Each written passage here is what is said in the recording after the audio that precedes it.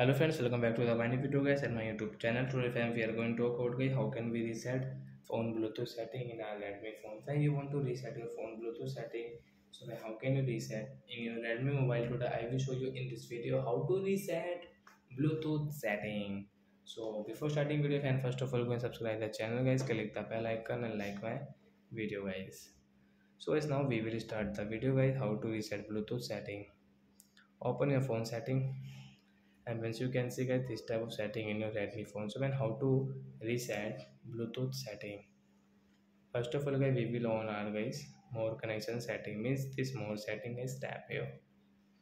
Well, last one setting guys, you can see network reset setting, tap here guys. You can see your Bluetooth setting guys. We will tap on Bluetooth, and guys OK option, tap here to reset your Bluetooth setting. Then guys your Bluetooth setting will reset, and guys you can use your phone Bluetooth setting in your Redmi phone.